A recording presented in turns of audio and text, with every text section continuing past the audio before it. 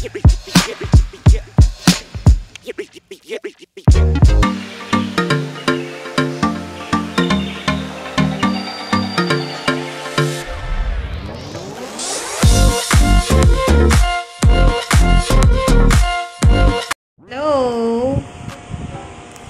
ito, ito-document natin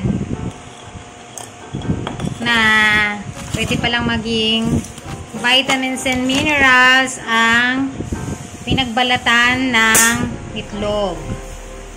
Yung balat ng itlog. Ayan, ito dati na kasi yan eh.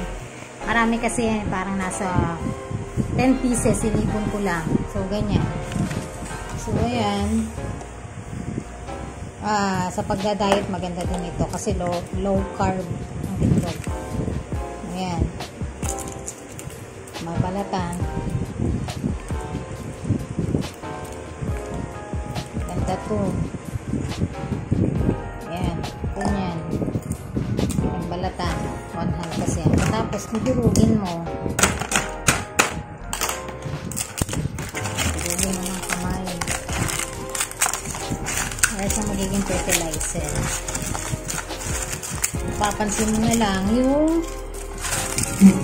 medyo stout, mabagal lumaki ng mga halaman. Kahit anong halaman na lang pinipili. Di ba napansin niyo yung iba buong itlog pang nilalagay sa nila? Yung buong balat ng itlog. Ayan. Tapos mamaya, lalagay natin, durog-durog na. Ayan. Di pa kayo satisfied. Pwedeng scissors. Ayan, lalagay na natin sa halaman.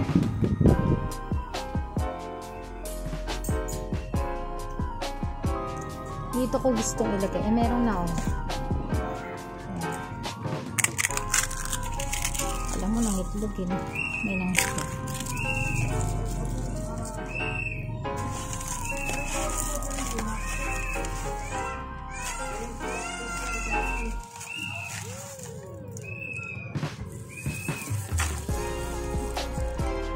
Ayan.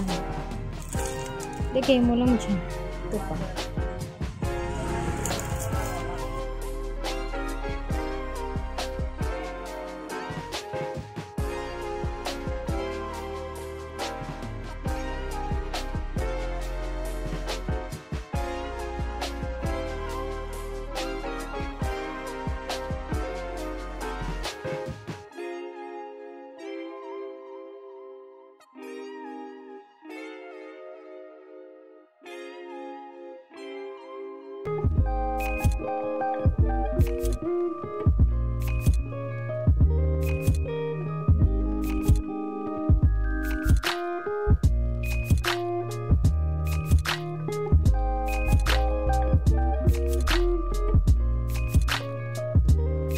Bye!